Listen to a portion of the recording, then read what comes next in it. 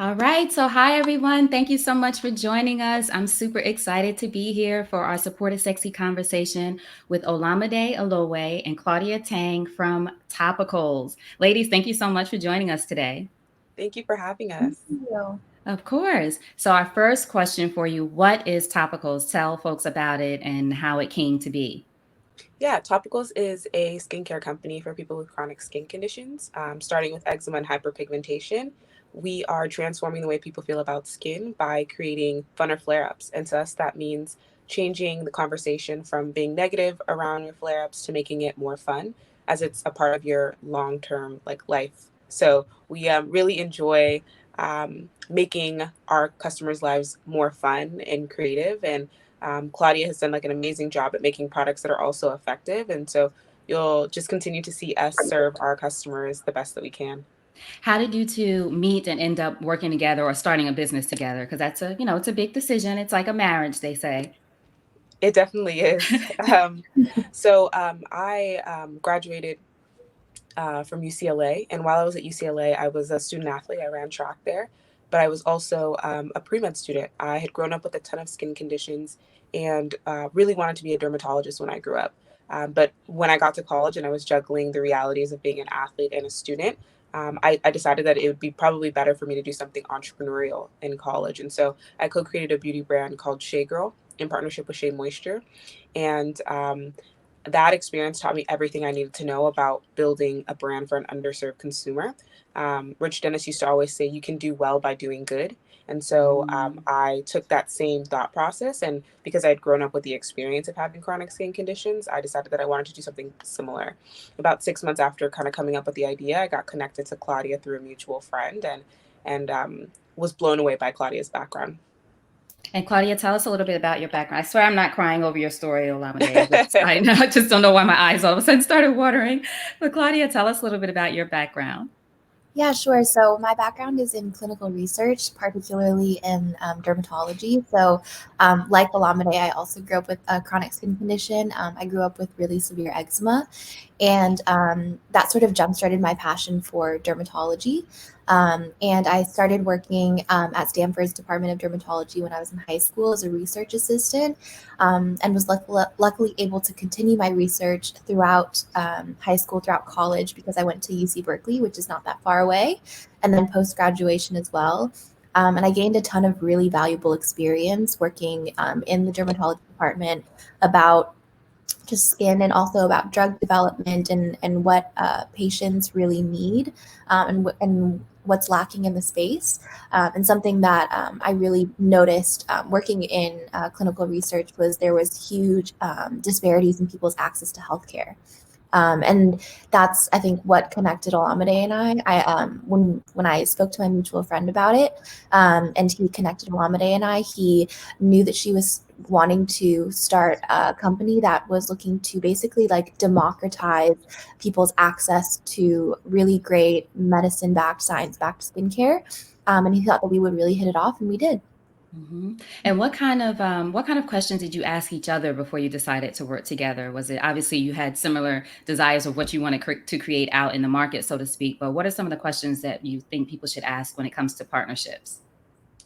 I think the number one thing is like your working style and kind of what your end goal is with whatever you were trying to build. Because I think if you start off on the wrong page where one person is, I want to keep the company forever, I don't want to fundraise, and the other person wants to fundraise, sell the company, it can become hard to have mismatched incentives. And so for us, we had those conversations around what would be the end game for topicals, what would we be open to and interested in doing with topicals if the opportunity presented itself. We talked about, you know, I think the biggest thing that we always talk about when people ask us this question is we were really trying to figure out how to put our, I guess, like our biases and our egos aside. And so Mm. something that we always, I guess both of us, we keep in mind when we're having either discussions or sometimes heated arguments about certain topics is that this person isn't coming to the table trying to insert their dominance or try to one up the other person. It really is with the company's best interest in mind. And so I think that's what has really helped us, especially during tough times when we're trying to get through like, deadlocks in certain decisions. Now, one of the things you mentioned earlier on was the funner flare-ups, and I know there's spotty hotties and all these different terms that you all have for your community. I was going to say customers, but you really look at it as a community, right?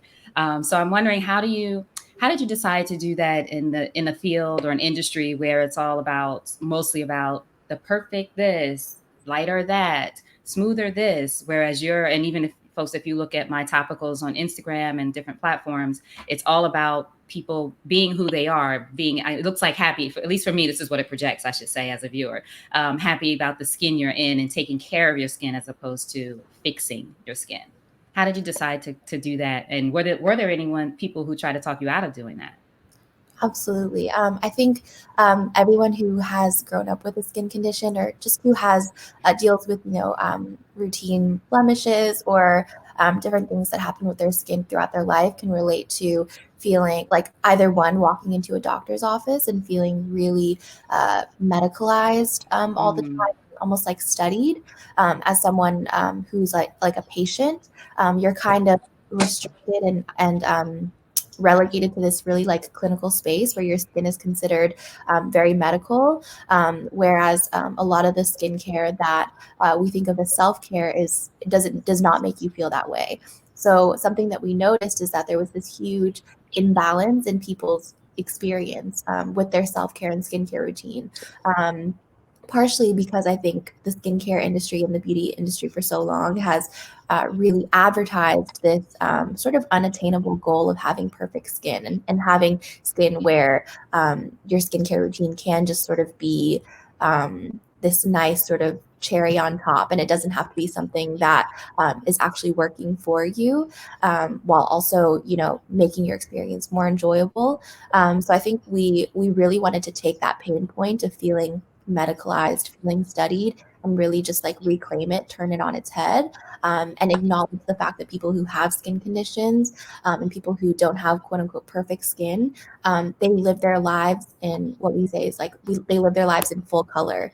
They have lives completely outside of their skin condition and also involving their skin condition that doesn't have to be them in like a super clinical photo in a doctor's office, something that's white and sterile. And it doesn't have to just be them in before and afters where they Mm-hmm. were unhappy because like their skin dictates, like exactly everything that they feel about themselves.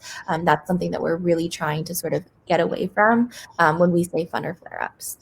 And do you think your personal relation to having a skin condition yourselves, both of you growing up, sort of inform that decision to be able to say this is how we would want to feel if we had topicals back when we were growing up? I think definitely. I mean, we are a consumer. Both Claudia and I are in our early 20s, and so we weren't, we're not far off from being a teen and knowing what it felt like to, get that big pimple before prom or, to have a flare up on a first date. And so I think we definitely took those experiences, especially because they're fresh in our memory, and we took that to designing topicals. And I think maybe that's why our brand is so different and so like captivating to our audience is because we are them. And so I definitely think our experience, I think Claudia, particularly in the product, has done a really good job of even taking the experience of, the tubes that you would get from prescription, or just the fact that I think Like Butter is one of the first masks in the eczema category because eczema has never been seen as like a self-care type of category. So all of them are always ointments or things that are supposed to fix what's wrong with you. And Claudia Mm. took it and made it more of like a relaxation, sleep on mask that people can enjoy like at any time of the day. And so we really do take our experiences all the way from, product development to marketing. And it's been selling out from what I read, right? The Like Butter product has so obviously it's working, and you all are in Nordstrom's and online. People can buy topicals, right? Yep. Excellent. So now, Olamide, you mentioned your age. I wasn't going to mention y'all's age, or I was going to figure out a way to mention your ages, both being in your 20s, which is fantastic. I remember my 20s like it was yesterday. But in my 20s, I wasn't launching a company, and well, I was, but not like your company, not this size, launching a full-on business and getting investment. And I know that the last thing I read, it might be different now, was that you all got a $2.3 million investment, a round of funding. Is I that think right? it's 2.6? 2.7, 2.6, 2.7. Yeah. 2.7. Don't let me. That's right. You tell me. $2.7 million investment. You're in your 20s, and I'm not obviously. Oh, well, hopefully, I'm not saying that this shouldn't happen for anyone in their 20s. This happens all the time, right? People make it something that's rare, especially for women, especially for women of color. But I am interested for those who might be watching, and if anyone has questions, please go ahead and ask. As women, young women who are in your 20s, and as you said, just off being teenagers, in your words, how do you go into those meetings and let people know that you're serious and you mean business and you know what you're talking about? What are those? People always talk about those investment meetings being challenging already. Were there any additional challenges for you both because of age or anything else? They were always super challenging. I think for anyone at any age, fundraising is really hard because you're literally asking people to part with millions of dollars on an idea that may not be fully fleshed out. Mhm. Obviously, we know that Black women particularly raise less than 1% of venture capital. I think it was really important for us, one, to find people who wanted to be allies to us. I think when you're going out and pitching, if you're just pitching to anybody, you're probably not going to land the investment that you want. But when you find people that believe in you, and I think that's the first thing that investors see is you, which is why we find it so difficult for Black women to raise money, is because of the biases that exist.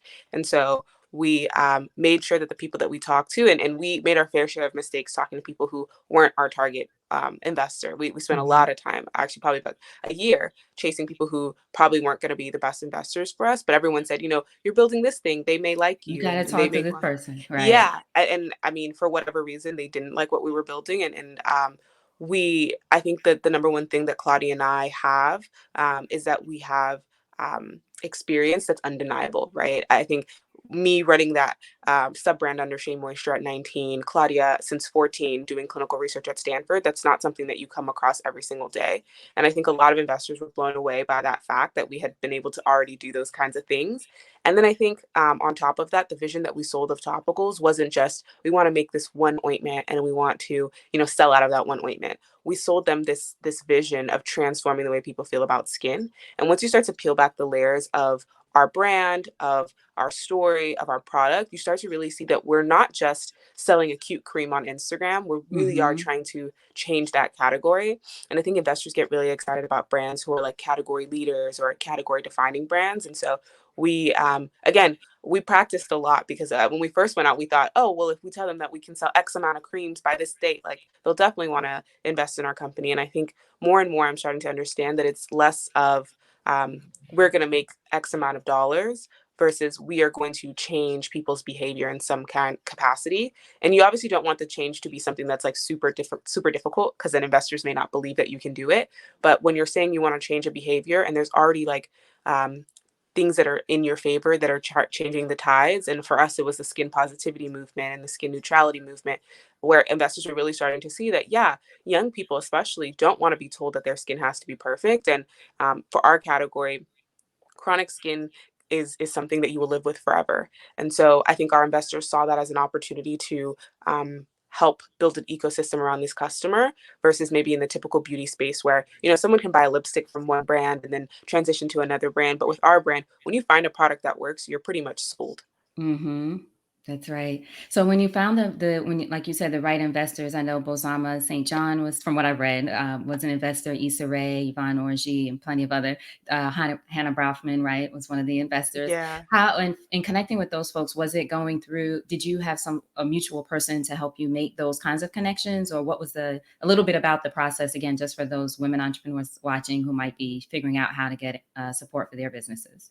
Yeah, I think the number one thing that has been so surprising to me about this is really about network. And it's unfortunate because I think so many Black women and so many women of color just don't have the access to the networks that they can tap into that can just unlock, millions of dollars for them. And for us, it took 2 years of really relationship building, finding the right people, getting connected to the right people, having the right kind of conversations where someone introduced us to someone who introduced us to someone, and we eventually Hmm. led to those people. Bozma St. John is actually my personal mentor. So I met her actually before I even had the idea for Topicals. And she was Hmm. just someone who took a liking to me through a program that I did and was super supportive early on, was always giving me marketing advice about, how she's been so successful in her career.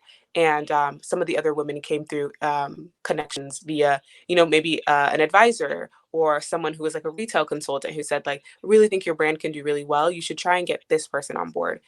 We're really fortunate to have the people we have on board. And I think for myself, I made it really a big case to have Black women on the cap table because we know the wealth gap in this country is for the African American family is going to be at zero by 2053.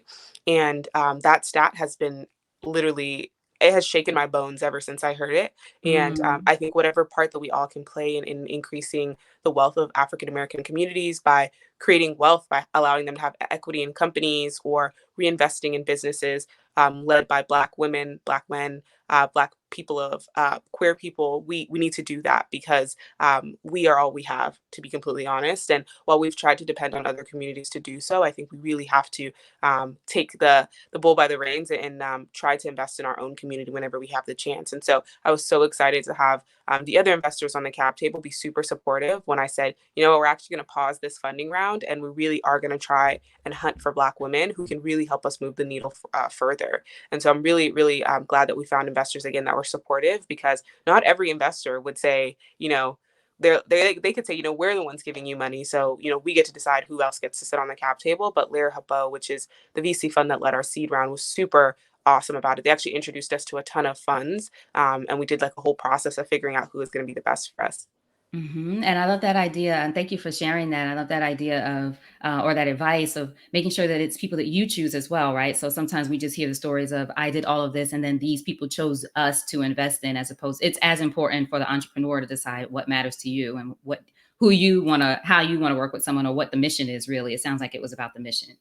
Exactly. I mean, you mentioned earlier that between Claudia and I, it's a marriage. I think it's the exact same thing with your investors, if Mm-hmm. not even more so, right? Your investors, like, you know, a co-founder may, you know, leave the company and go start something else, or, but an investor is there for life. You know, you can't divorce an investor unless, you know, they're bought off of the cap table, but that's a very difficult process. And so you just want to make sure that the people you have on board with whatever facet, whether that's a retail partner, a co-founder, an investor, that this person really is on the same page with you about what the end goal is. Because when you're not on the same page, that's where dissension and just a bunch of trouble happens because someone's trying to pull forward while someone's trying to pull back.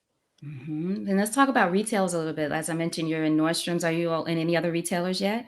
Well, first of all, didn't the product just launch yesterday? Basically, like August. Didn't you all just launch in August of this year? Officially launch.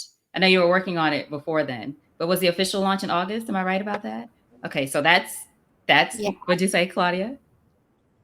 August 7th. August 7th. Incredible. Yeah. Like 2 months. So everyone Yeah, I just think let's we're all on take Friday, we'll that be in. 2 months old, I think. Oh gosh, amazing. So let's talk about then for the 2-month-old, after the 2-month launch, getting in a store like a Nordstrom's or just retailers, again, for folks who have products and are thinking about what that process is like. What, if there were one piece of advice maybe that you could share about that process or what really worked for you, what was it? Was that also something that was about network as well? Claudia, do you want to take this one? I'll Yeah, go answer ahead. this one. Actually, I think yes, network was important as well. And I think this, like us getting into retail was really, I think, fortuitous in particular because Olamide, I think, connected with the person who would eventually help us get into Nordstrom literally off of cold emailing people on LinkedIn. She's Hmm. kind of like a LinkedIn warrior and Yes, I love Yes, LinkedIn. I do too. That's why we're here. Right. Excellent. something about Olamide that I think has like always been really like inspiring is that when she has a goal in mind and she has like something that she wants to do, she's like she attacks it with like like from every angle, and like she'll get into the nitty gritty of like trying to make that happen. So I remember back, this is like before we launched, and something that Olamide talked about earlier is from like even from before, like way before when we launched, Olamide and I were talking about long-term goals, like where did we want the company to end, that North Star determined every small step along the way, right? So we knew way before Topicals launched that we wanted to be in retail, and it wasn't just that we wanted to be in retail, we wanted retail to help us tell our story. That was the purpose of being in retail, was because we knew we had this really important story to tell around transforming the way that people feel about skin. And we wanted to find retail partners who are going to help us do that. And so I think having that goal so early on and understanding that to be a really integral part of how we reached our North Star. She started very early on doing her own networking, literally through cold contacts on LinkedIn.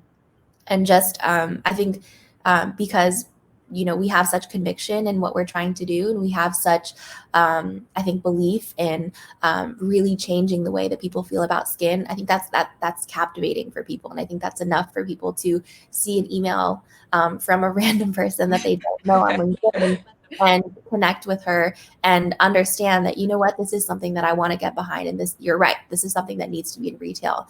So I think that that's what really helped us a lot. And do you think too, the work that it sounds like from this story and from even before with investors and all the things that you all have done leading up to this launch a couple of months ago, it's important for people to be doing the work in the meantime? So, sometimes I think a lot of us, especially as women, I will say, get caught up in the, okay, well, when this happens and then I'll, right? When and then I'll, Yeah. as opposed to the doing the work, like doing the reaching out on LinkedIn or doing the connections or talking to people or telling folks your idea and all how important were all of those things, would you say, in your in success of where you are today? I always say, I like to say, don't wait for someone to show up at your door before you decide to decorate, right? It's like, oh, let me get Right. a couch and everything when someone's standing at the door. So it's sort of Right. decorate now, get your house and your place how you like it. And then when people show up, you might need a few extra things, but you have it decorated. But what is the meantime? What's the work in the meantime been important? How has it been important to you all? I think that something that I learned so much from being an athlete was to always stay ready. So Mm, I competed like pretty competitively in high school and college on like the highest level that you could at whatever level that was. And what you never sport was it? trained for track. Track. Um, Okay. I never, you never come to the track meet and start practicing at the track meet. You have to do the preparation beforehand to do well at the meet. And so I think that's something Claudia and I used to always talk about as we were getting ready. We would always say, like, our moment is coming, but when the moment comes, we want to make sure that we Right. have everything ready so that we don't miss the moment and so we can accelerate in that moment. And I think that has been exactly what we've been doing.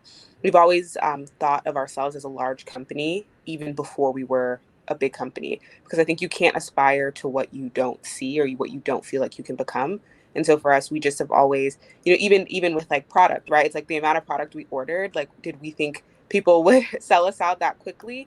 No, I mean, we forecasted out. I mean, we're sold out now, and we hope to not be sold out for long periods of time, but we forecasted saying, it'd be crazy if we hit this goal, and to hit that goal in 30 days, 45 days of being live is like insane to us. And so we're so excited that our customers and our community, really, because they're not just customers, but our community really feels seen. And I think that's the thing that Claudia and I see when we read messages on Instagram or in the Twitter DMs. It's people saying like, I can't, I wish when I was growing up, I wish that I had acne, because everyone was talking about acne, or at least it was a little bit more, it was a little less taboo. But having eczema or having dark spots or ingrown hairs is something that no one talks about. And people are so excited that we represent that for them. And so we're excited to continue pushing that forward. And especially in the mental health sector, we're excited to continue to create resources for our community and to donate money.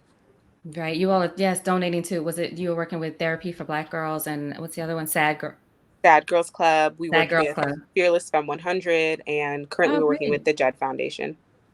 So why is that important to have that component as a part of your business? I know a lot of businesses today are, if they haven't already, are looking at ways to get back or get involved. But why was it important, especially from a mental health standpoint for you both? Olamide and I have always understood that mental health and skin health are deeply connected. I think everyone can Mm, relate to having their skin really affect how their day is going or affect how they feel about themselves. And for people who have skin conditions, that goes so far as to, cancel plans because you're having a flare up. yeah. Or I think, a lot of people can relate to feeling alienated and isolated. And I think that's why people who have skin conditions are 2 to 6 times more likely to experience anxiety and depression. And that's a big number, especially when you think about the fact that 1 in 4 Americans has a chronic skin condition. And so I think Olamide mentioned a little bit earlier, this philosophy that she's really sort of indoctrinated into our company, which is do good. What is it? It's do Do good, yeah, do well, do well by do well do by well doing. by doing good. Yeah. Do well by doing good. And so we knew that when we're talking about changing the way that people feel about skin, when we're talking about normalizing and destigmatizing skin conditions, that conversation cannot be had without acknowledging and bringing awareness to the fact that mental health and its connection to skin health is it's an issue, and it's something that we need to be talking more about. And I think the best way for us to get people to talk more about it, or one of the best ways, is to put our money where our mouth is and really support foundations and support initiatives that are providing mental health resources to the communities that need it most. And I think I think it's also really important because Olamide and I are women of color who have skin conditions, who experience, mental health issues, and we relate to it both personally and also on a larger scale. And I read that you both actually, since you mentioned that, Claudia, that you both either decided to go through therapy or go to therapy because of the uprisings and things around George Floyd's passing, Breonna Taylor, and all the many people that we can name, and just everything going on in the world. So, as you said, it's also a personal experience too. And was that important for you to do as women, as individuals, as women of color, but then also as entrepreneurs, just to make sure that you feel good? Yeah, I think you can't run a company. Even I mean on the outside, everyone's like Topicals, it looks so successful, but the stress of day in, day out, like Mm-hmm. Claudia and I had tough conversations yesterday, even about just like, okay, this is supposed to happen. This just fell through. And it starts to wear on your mental health, I think, generally Mm-hmm. just in business wise. And then when you take it outside of that and you hang up your shoes for the day and say, okay, I'm done with work, you then exist in your body as a woman of color, right? One, as a woman, and the attack on women's bodies, but then as a woman of color, you it's just like the intersections are start to compound It's honestly. And I think exhausting. Yeah, we it can be. try our best to be happy and to be super grateful, because I think like being grateful for what you have is such an underrated tool in happiness. But even with being grateful, it starts to wear on you. I think Friday was like one of my tipping points. The Meg the Stallion album, when that came, or when Tory Lane's album came out around Meg the Stallion, and obviously Breonna Taylor, that we had just heard Mhm. um, the what happened in the case on Thursday. I was at my wit's end. People use women of color, particularly Black women, as just like work mules, and we lead culture. We do more, receive less, and to know that sometimes not even in our own communities we get to be championed or protected is can be very hard on your mental health. And yeah, we thought it was super important even before actually a lot of the things were happening just around like Breonna Taylor and George Floyd. We'd already made it a mandate at the company that internally everyone would do mental health. We would do therapy, just because again the battles of running a company were really difficult. But then we also know that outside of work, if someone isn't feeling well emotionally or mentally, it's very hard to get the best out of them at work. And so we just thought it was in the same way that your employer gives you or they give you a gym membership. We wanted that to also be the case when it came to your mental health. You should be going to the gym for your mental health in the same way you go to the gym for your physical health. That's right. Olamide, you have me biting my tongue about the Meg Thee Stallion, and I'm trying so hard not to say. Man, I was like, this yeah, person has me praying for this woman. I don't even know her that's like that. crazy, I'm like, right? Yes, this is just not right. I just want to call anyway. So, but I think you're so right, and it's fun. I just wrote an article about that on LinkedIn. Just about, I was doing a call 9:30 in the morning the other day with a client, and right after I went to the bathroom and I just started crying. It was the day after Brianna, and I didn't even realize, because I call it doing business as usual, but I didn't right. realize how upset I was and how on the verge of tears I was during the call. You show up and you're having a conversation, et cetera, and it's just like, oh, okay, I need some support around this. This is really bothering me or troubling me more than I thought. So I think it's so important that you all shared that. Thank you so much for sharing that so openly. And I last love that thing, you brought up. I'm so sorry. yeah, I go love that you ahead. brought No, up go ahead. business as usual, because I think that's something that I don't check in with myself enough about what I need and Mhm. how I'm feeling until it's like Friday. I did not know I was gonna blow up or be sad or any of that, but it's just like you get there and you're just like, what has been going Ooh, on? Like right. it just feels like compounding one after the other. And so, yeah, I love that you said that. And I think women of color and Black women specifically just do business as usual all the time. Right. And it's just a lot. I mean, it's always been a lot, but it's just as you said, things just compounding over time. And I think one of the things that's been helpful for me is a lesson from my coach of looking at, okay, I was upset, for example, on Friday, and I right away I say, okay, what's going on? What was going on? What happened? What did you read? What did you do? And I knew it was really about Breonna Taylor, the grand jury's lack of a fair decision there. Right. But I had no idea that it had me that upset. Right. So that's the thing of really pausing, as you said, just pause and think, what's going on? Why am I really upset? And is there anything I can address? Or is it just, I need some rest? I need to turn everything Right. off. That's another thing too. At that day, I just had to turn everything off because all the messages and those kind of things. So everyone was just talking about figuring out how to be good, feel good. Right. I try to block off Fridays. Like I think Claudia and I try our Yeah. absolute best to not take any calls on Friday. Usually we'll do some inner working in the company, but by like noon, 2 o'clock, it's like summer Fridays, like, but we try to keep summer Fridays all year long because I think just the Mhm. amount of work. I mean, I think for Claudia and I, we work 12-hour days every day. So, and on the weekends, we try our best to like limit it to working that's maybe more fun, right? Maybe thinking about a marketing idea or something like that, Like, but you can do less of 8-hour days, and then Right. like Weekends are for 8 hour days. yeah, weekends are for, it's she's so right. Weekends are for 8-hour days, but we Right. try to I do always more say I try fun to do stuff the on the light weekend. work on the Light weekends. work, exactly. Right. I tried like for the last after we launched, I tried to do like no work, and I've been like kind of on it, but like this past weekend, it was like that's not Nah, realistic. Go back, yeah, exactly. get back in there. Right. Exactly. So one of the things I know you all did, and just speaking about mental health, but just being conscious of your community too, you were supposed to launch originally in March, was it the first Yeah. time? And then you postponed it. And then again, in between then in August, you postponed it again. So how important is it too, to be in tune to what's going on in the world and what your community might be feeling? I don't know if anyone reached out and actually said, hey, you shouldn't launch right now, but just being connected. And I asked that for the entrepreneurs who are watching, but just even overall other companies, just how can you be more connected to what your community, your audience, your customers, whatever you call it, might be going through? I think for us, it was as simple as like listening. I think that's like it's a simple but underrated tool. It's just if you are a company or a person even or a brand that who that touts community and touts your brand having community, then I think it's important to first and foremost be a listener to them and understand and be receptive to their needs. I think that's like a very important job.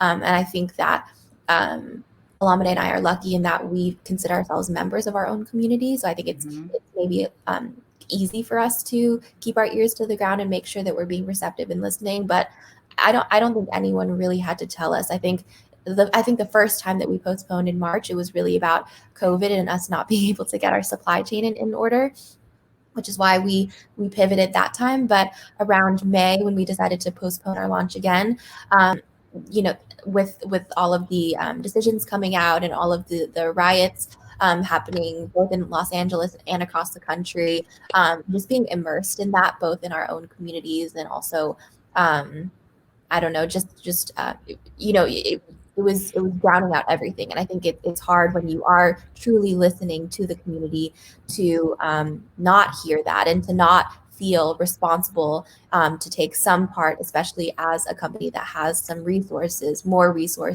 visibility than one person at a time, to listen and then to use those resources and take advantage of them to do good.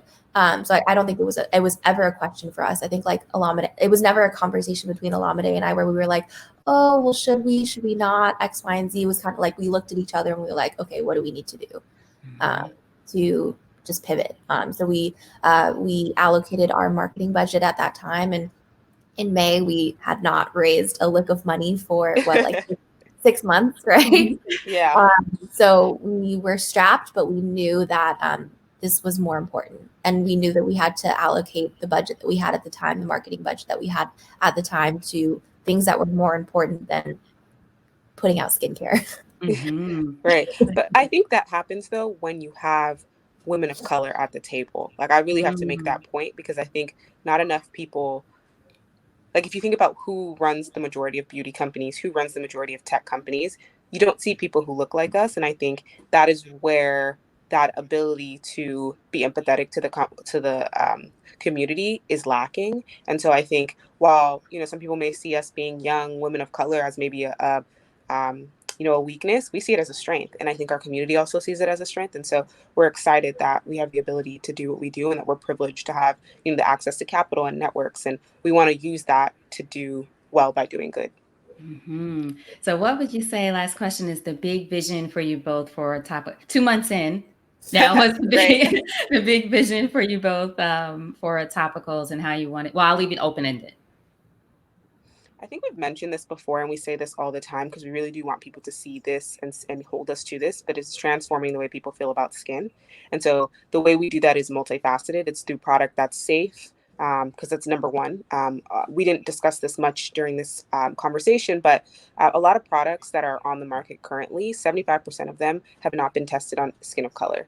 And so Mm. when we look at that stat, we see that this is why we see a lot of negative effects on skin when it comes to particularly darker skinned women. Hydroquinone, which is a great ingredient for under the supervision of a doctor, but for darker skinned women, long prolonged use actually leads to permanent skin cell death. And And so that's for, sorry to interrupt you, but I read that in one of the information I was reading about you all for usually people are given that, or hyperpigmentation. hyperpigmentation, and Yeah. you think, oh, this is what you're supposed to use. But I read, okay. Right. And so we wanted products to be one, safe, and then we wanted them to be tested on all skin tones from the lightest to the darkest shade. I mean, we had Hmm. seen the amazing work that companies like Shea Moisture or Fenty Beauty had done in their respective industries, hair care and cosmetics, to be inclusive. And I think for skincare, people think, oh, if we put someone on the front of the bottle or we put someone on our Instagram that's a person of color, like we've done the work. But it actually, that inclusivity goes all the way back to product development. And so Claudia has done a brilliant job of making sure we've double checked our list to make sure that none of our ingredients are harmful to women of color. And if we find that, some new evidence comes out and that's the case, we remove that ingredient quickly because we want to make sure that our community is always covered. And then lastly, we wanted to make sure that the product was like effective. You can't be selling people this beautiful dream and this beautiful packaging without selling them products that actually work. Access to healthcare in this country is dwindling by the second. And so we wanted to make sure that we made access to products that were on par with some of the products you could possibly get at your dermatologist. And then I think on the social and emotional side, we've talked about our push in mental health and making that deep connection between skin health and mental health, because no one has really fully made that connection. And we hope to do that. And then I think it's just to have more fun. I think perfection is not real. It's not realistic. It's not real. And so we want to continue, like we said earlier, to help people have funner flare ups. So we hope that that's less often and less painful flare ups, but at the same time, reminding that person that your skin is fluid, just like your life. It's messy and fluid, just like your life. Beautiful. Thank you so much. You both are just amazing. I'm so inspired by you and just love what you're doing with your company. As soon as I saw it, I was like, I want to interview them. So I'm happy that you took the time and coming here and chatting with us. Please tell everybody where they can find you, where they can find Topicals and get in touch with you or anything like that. You can find me on Instagram and Twitter at Olamide A Olowe. So my first name, the letter A, and my last name. And then you can find the brand at My Topicals on all social and at mytopicals.com. Excellent. Claudia, anything for you?